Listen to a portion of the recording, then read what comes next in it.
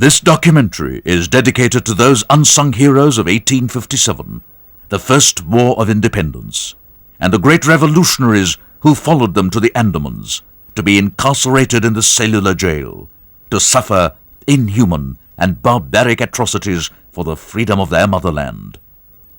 And those martyrs who made it possible for us to live with our heads high as free citizens of an independent country.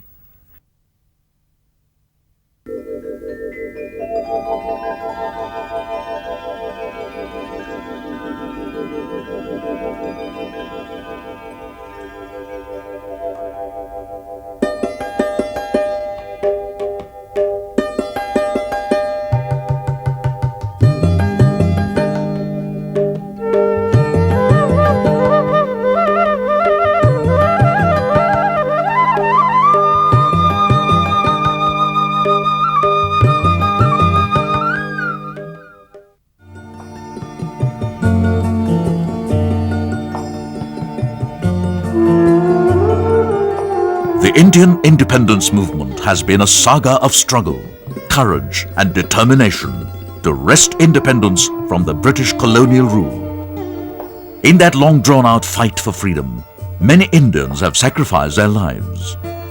There is no parallel history to the history of human endurance, history of inhuman cruelties and barbarities on educated youths of India who fought for the emancipation of their country. The history of cellular jail and freedom movement is the history of their brave defiance and passive resistance in the face of unspeakable sufferings.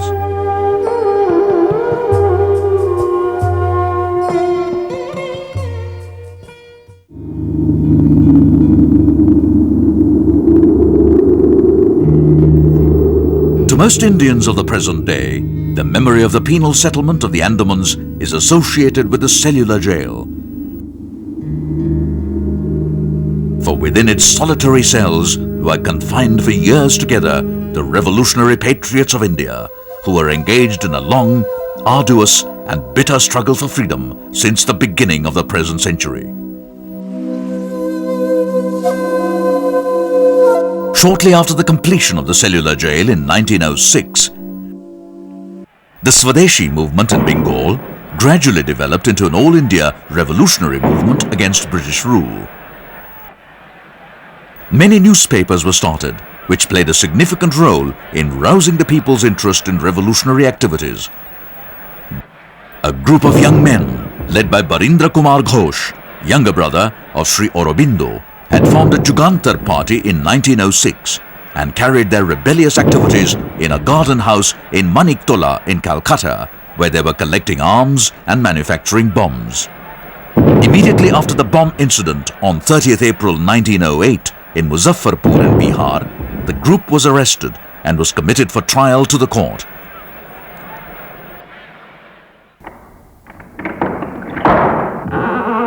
The gates of the cellular jail were opened, and the approval of the Government of India for the deportation of term convicts to the Andamans was reduced only to a procedural formality. Since then, the history of Andamans for a period of more than 25 years is practically the history of the revolutionary prisoners from different parts of India, sent there in successive batches with occasional intervals.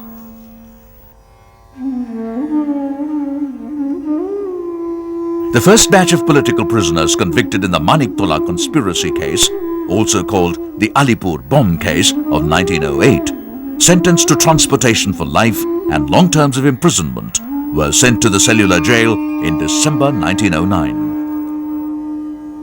About the same time, in 1910-1911, 3 more from Bombay were sentenced to transportation for life in the Nasik conspiracy case.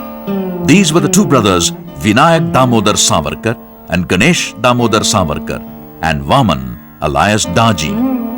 Veer Vinayak Damodar Savarkar, the doyen of the Indian revolutionaries, reached the Andamans on 4th July 1911 and was to be incarcerated in the dreaded cellular jail for 50 years. There were a few prisoners who were sent to the Andamans in 1907-8 for seditious writing in newspapers.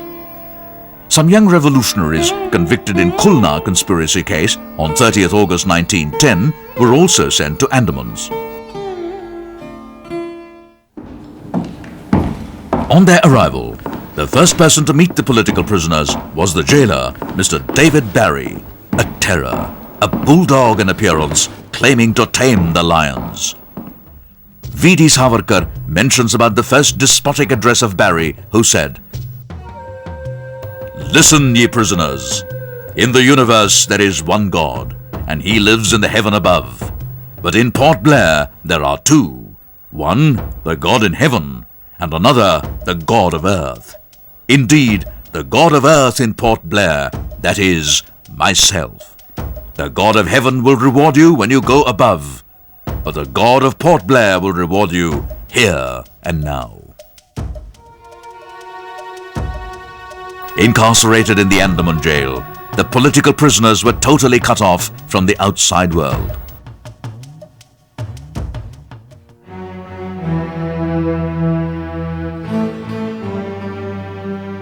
To the British, Cellular Jail was an impressive symbol of imperial stability.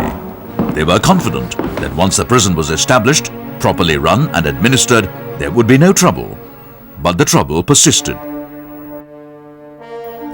7 wings radiating from the central watchtower, a degree of privacy and dignity unheard, a whole room for just one occupant, could be said to verge on the luxurious. But the prisoners were miserable in solitary confinement. The construction of the cellular jail, which was started in October 1896, was completed in 1906. Built on the seacoast at Atlanta Point in Aberdeen at a height of 60 feet from sea level. The jail was quite unusual in its structure. It had iron gates at the main entrance. On the main entrance was the administrative block. On entering the main gate was a high-roofed corridor.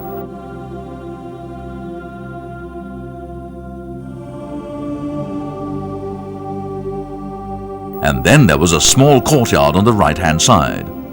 From here, the elevation of the jail building was visible, and it gave a weird look of a place with no exit gate. Adjoining the wing number 7 was the gallows.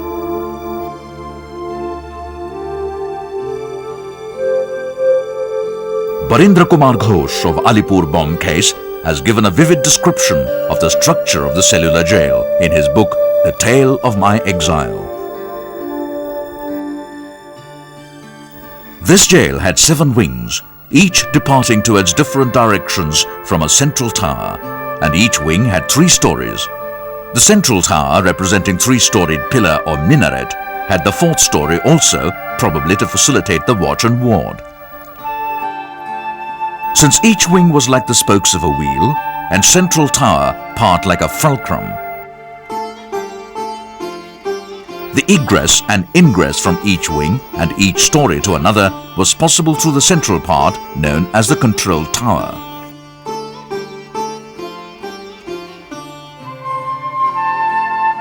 A guard was posted on each of the 3 stories in the central fulcrum.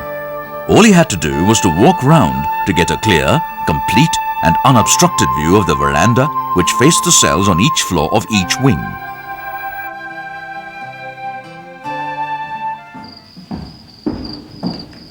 One convict warder used to be on night duty in each wing and on each floor. Therefore, at a time, there used to be 21 warders on duty on 3 floors and 7 wings of the jail. Their duty changed after every 3 hours, and therefore 84 convict warders remained on duty each night. The cellular jail had 690 cells. The jail had no barracks or dormitories. The size of each cell was 13.5 feet by 7 feet. One ventilator of the size 3 feet by 1.5 feet was provided in the back wall of each cell at a height of nearly 10 feet from the floor of the cell. It had a slanting shade outside. One could hardly see the outside world even through the ventilator. Each cell had a door made of iron bars with an opening into the veranda. The doors of the cell were shut by means of iron bolts and locks from outside, and their location was such that they could not be opened by the inmates from within.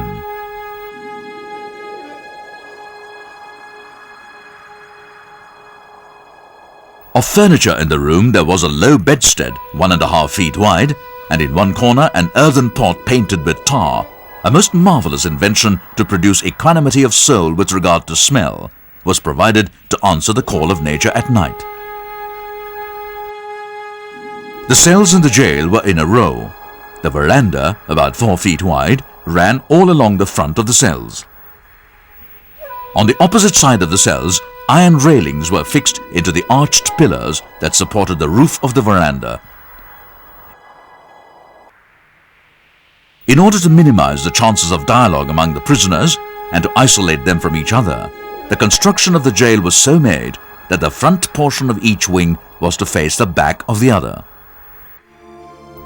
The revolutionaries in Cellular Jail were not treated as political prisoners, but they were called as seditionists or anarchists, and were treated worse than ordinary criminals. They were given to wear the Class D, that signified dangerous, or PI, permanently incarcerated badge. There were rules and regulations for assignment of work to the prisoners, but the political prisoners were treated differently. They were forced to do hard labor under the well-determined plan. Abuses and humiliations were hurled upon them intentionally to reduce them to mental and physical wrecks. जब हम 33 में आए, उस समय हमें कुछ सुविधाएं मिल गई थी, लेकिन सन 33 से पहले और सन 57 से लेकर के जब इतिहास देखते हैं तो हम देखते हैं कि सैकड़ों नौजवान और देशभक्त यहाँ पर मर गए। अगर दुनिया में कहीं नरक था तो हम उसको अनुमान कर सकते हैं। यहाँ कोई कानून नहीं, नियम नहीं। जेलर और सुपरडेंट जिससे नाराज हुए, उन्हें 2 क्रिमिनल भेज दिए और मार के कैदी को यहीं पर कोठरी में जान से मार दिया। सन 15 में जो लोग आए उसमें 150 कैदी, उन्होंने कहा हम तुम्हारा कानून नहीं मानते, तो उन्होंने 1.5 साल तक ये टाट पहरा और लपसी यानी वो आटे का घोल खाया। इस तरह ये वो संघर्ष करते रहे। The coir pounding, rope making, oil grinding in the mills were some of the severest tasks to which they were employed. The beating of dry and hard remains of coconut shells day long and every day caused palm swelling and injuries in the palm. Each one was given dry husk of 20 coconuts. The husk had first to be placed on a piece of wood, then to be beaten with a wooden mallet till it became soft. Then the outer skin had to be removed. By sheer pounding, all the husk inside dropped off, only the fibers remaining. Each one was expected to prepare daily a roll of such fibers weighing 1 seir. Rope making, technically called picking oakum, was also a difficult task. Each prisoner had to turn out 3 pounds weight of rope. The oil grinding was the hardest task of all. There were 2 processes of working the oil grinding mill in the cellular jail. One was, the political prisoners were yoked to the handle of the mill and forced to move round it continuously. In the other process, the handle was moved by the hand of the prisoner who had to run round and round the mill.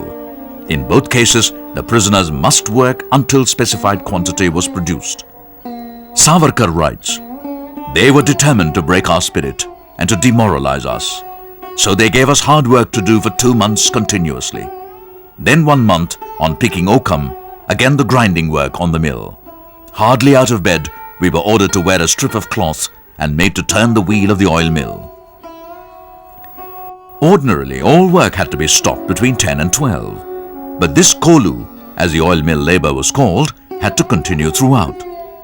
If on any day none of them could finish the quota allotted to them for the day, none would get anything to eat till he had finished his quota, continuing the work without rest until 5 o'clock in the evening, and the mill creaked on till 8 or 9 p.m.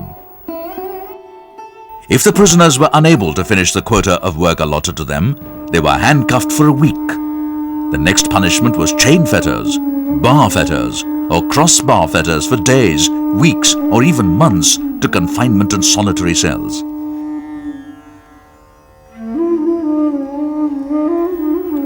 Their torture knew no bounds. With hands cuffed above and feet trapped in the base, flogging was frequently resorted to on iron triangular frame. Wearing of jute cloth as punishment dress was another prescribed penalty. Each prisoner was given an iron plate and an iron dish, red with rust and smeared with oil.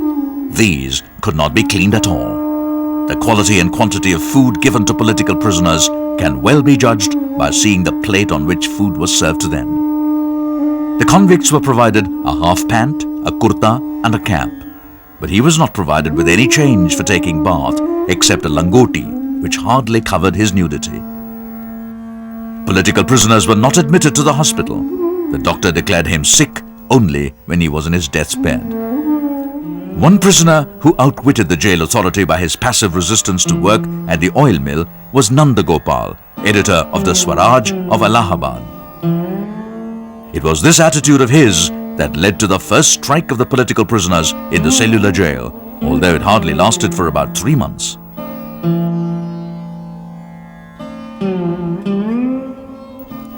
All forms of punishment were tried on the strikers.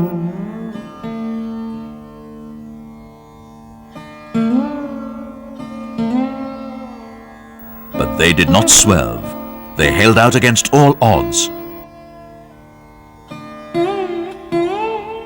The authorities relented and assured them work outside the jail with no work on the oil mill. It was the first major victory of the political prisoners in the whole epic struggle. Martyr Indu Bhushan Roy was the first political prisoner to put an end to his life in the early morning of 29th April 1912 by hanging himself in his cell as a mark of protest against the brutal torture and inhuman treatment towards the prisoners. The case of Ullaskar Datta of the Maniktola conspiracy case is just an example to indicate the extent of unlimited barbarism and brutality of punishment inflicted on the political prisoners. He was handcuffed and tied up and charged with electric battery shock. He remained in a state of unconsciousness for 3 days and nights. He was shifted to the hospital, but he had gone stark mad. He was removed to mental hospital, and after a short period, he was removed to a lunatic asylum in Madras. Savarkar wrote, "Heart-rending cries, one after another, had filled the whole atmosphere. I saw some of them dragging a man from block number 5, trying to lift him up and carrying him to the hospital. The cry was coming from him." The suicide by Indu Bhushan Roy and Ullaskar's insanity led to the second general strike intermixed with hunger strike. The authorities resorted to repressive measures and imposed all kinds of punishments, but the political prisoners were dauntlessly determined. Ultimately, they conceded to some of their demands, and some of the political prisoners were sent outside the jail for work. But the strike continued inside the jail. Nanda Gopal and Nani Gopal were transferred to Viper jail. Nani Gopal started hunger strike in the jail. But though most of the prisoners gave up the strike and resumed their work, Nani Gopal of Chinsura continued to strike for 72 days, and the strike came to an end on 6th December 1912. The political prisoners resorted to another strike in March 1914. Almost all of them struck work. The general strike was in full swing. Ultimately, the government of India took a final decision on the fate of the political prisoners in Andamans in April 1914 to repatriate the term convicts, except one, to the Indian jails.